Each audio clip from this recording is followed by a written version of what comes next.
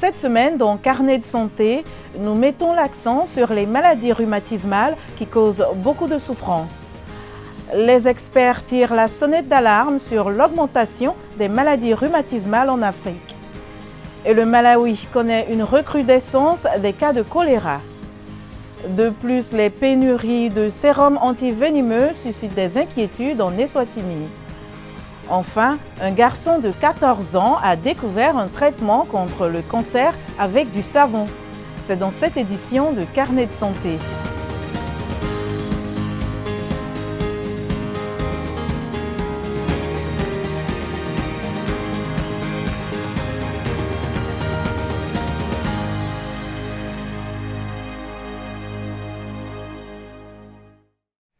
Bonjour à tous, merci de nous rejoindre pour une nouvelle édition de Carnet de santé. C'est un véritable problème de santé publique qui affecte des millions de personnes dans le monde et peut causer beaucoup de douleurs. Les maladies rhumatismales sont des maladies auto-immunes ou inflammatoires qui amènent le système immunitaire à attaquer vos articulations, vos muscles, vos os et vos organes. Selon l'Institut national américain de l'arthrite, des maladies musculo-squelettiques et cutanées, il existe plus de 100 maladies rhumatismales. Elles comprennent entre autres la polyarthrite rhumatoïde, le lupus, la goutte et l'arthrose. L'Organisation mondiale de la santé affirme qu'en 2019, 18 millions de personnes dans le monde vivaient avec la polyarthrite rhumatoïde. L'OMS affirme qu'environ 70% des personnes atteintes de polyarthrite rhumatoïde sont des femmes de plus de 55 ans pour la plupart. Ces maladies débilitantes touchent des enfants aux personnes âgées. Selon les experts de santé, les maladies rhumatismales sont en pleine croissance en Afrique. Juma Majanga a ce reportage depuis Nairobi au Kenya. Le récit est de Ginny Niwa. Dans le quartier de Muyoko, une banlieue de Nairobi, Nancy Irungu a repris ses tâches ménagères.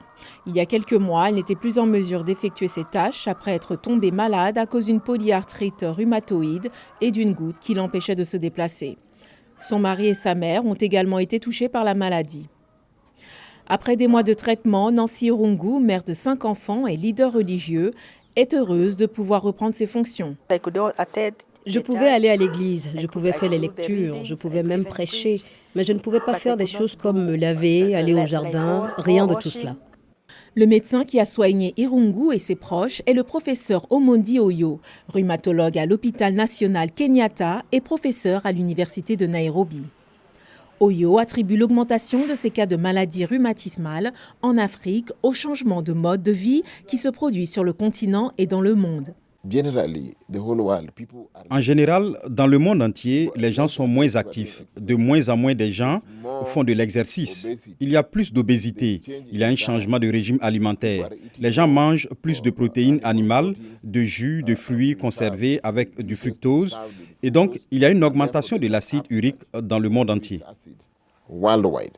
Les maladies rhumatismales sont répandues chez les personnes âgées et généralement rares en Afrique. Les experts affirment que cette tendance est en train de changer, car non seulement les cas augmentent, mais ils touchent aussi les jeunes, ce qui représente un défi pour la santé.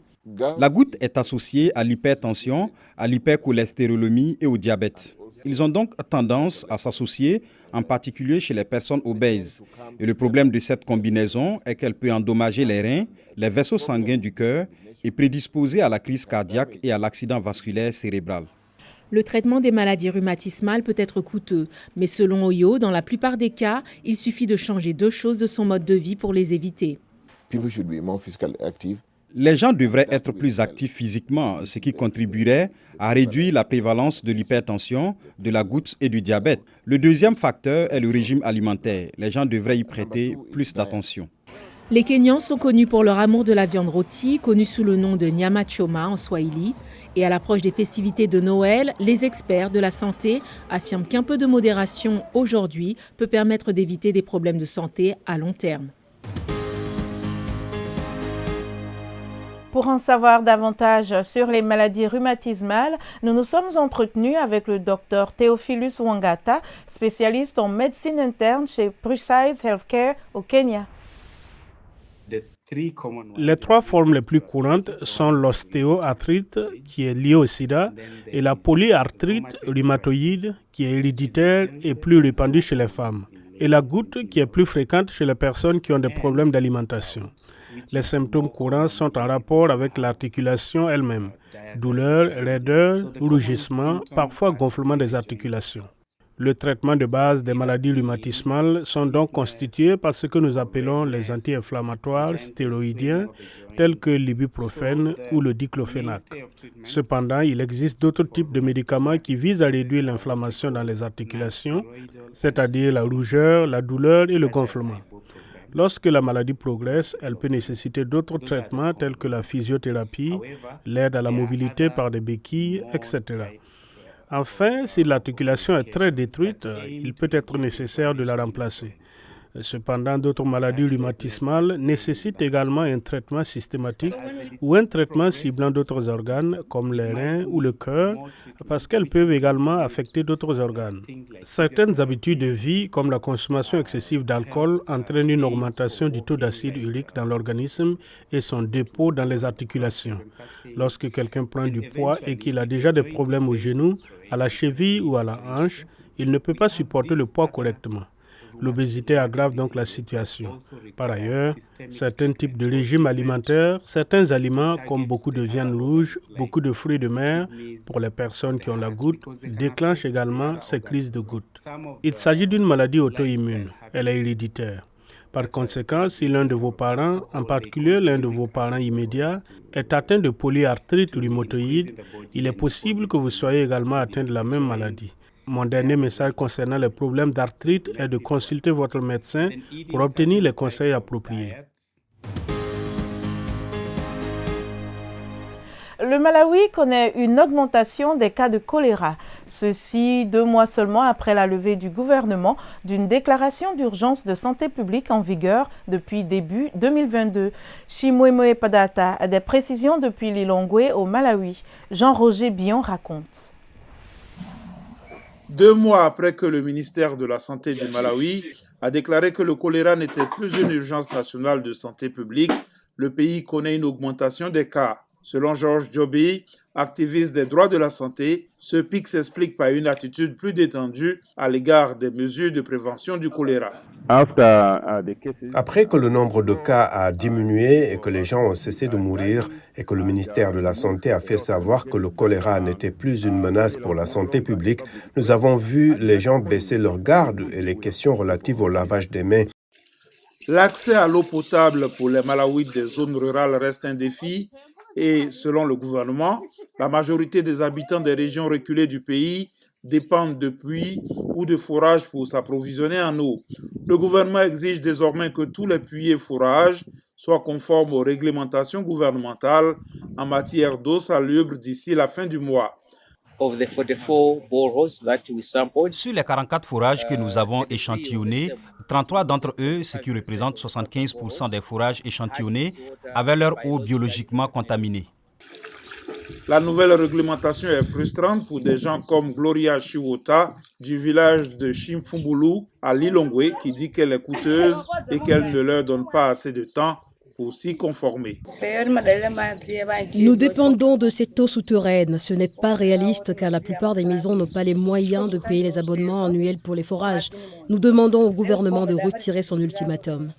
Le ministère de la Santé du Malawi prévoit une nouvelle campagne de prévention du choléra afin d'endiguer la propagation de la maladie qui sévit surtout pendant la saison des pluies de novembre à avril.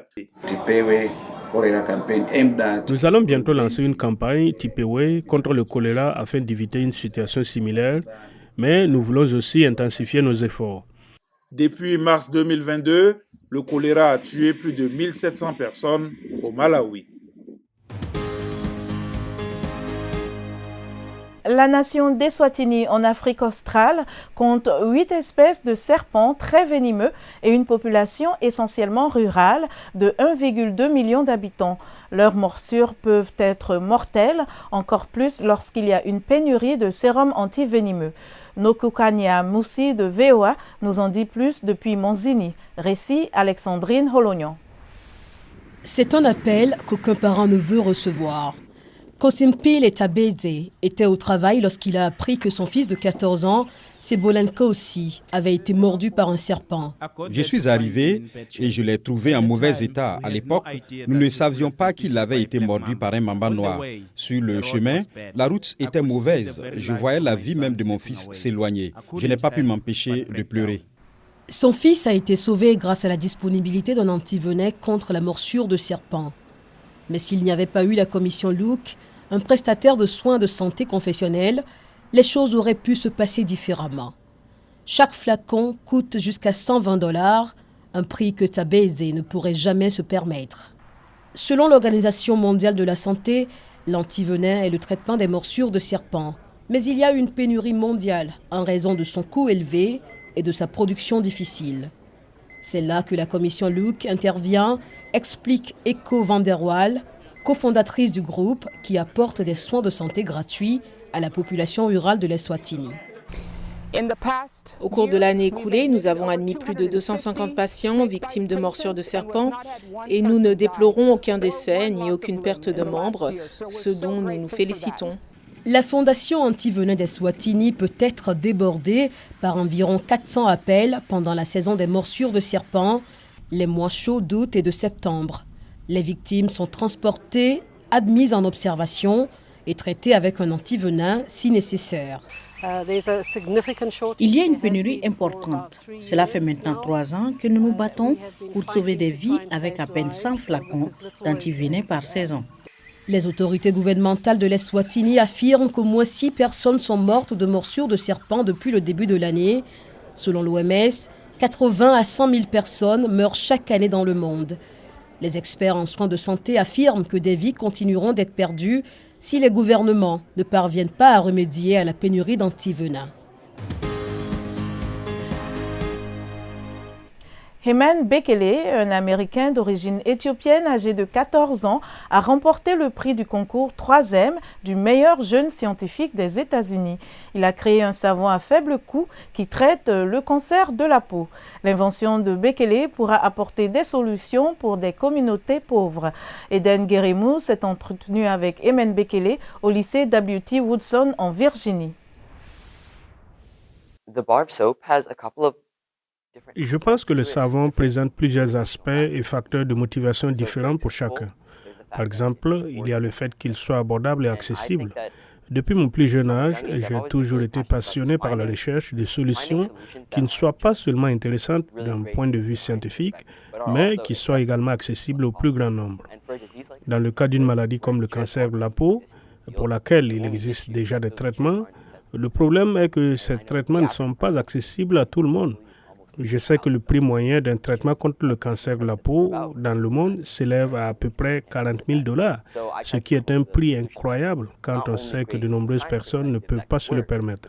Depuis mon plus jeune âge, en particulier, comme je l'ai dit plus tôt à propos de mon enfance en Éthiopie, j'ai toujours vu des gens qui travaillaient dans la chaleur et s'exposaient aux dangereux rayons ultraviolets du soleil. J'ai été surpris de constater qu'il n'y avait pas beaucoup de sensibilisation à la protection ou à l'exposition aux rayons ultraviolets et aux dangers qu'ils représentent. Ainsi, lorsqu'ils développaient des cancers de la peau, ils n'avaient pas les moyens de payer le traitement nécessaire. Et puis, bien sûr, je n'y pensais pas beaucoup quand j'étais enfant, mais en grandissant, j'ai réalisé à quel point c'était un problème répandu, pas seulement en Éthiopie, mais dans le monde entier. C'est ce qui m'a amené à essayer de trouver une solution au cancer de la peau, tout en la rendant abordable et accessible pour que le plus grand nombre puisse l'utiliser. Les prochaines étapes, selon Bekele, consisteront à perfectionner son invention et à créer une organisation à but non lucratif pour distribuer le savon aux communautés dans le besoin. Notre émission tire à sa fin. Pour plus d'informations, rendez-vous sur notre site web voaafrique.com. Vos questions et réactions sont toujours les bienvenues sur la page Facebook de VOA Afrique. Vous pouvez aussi me suivre sur X, @Linormoudou.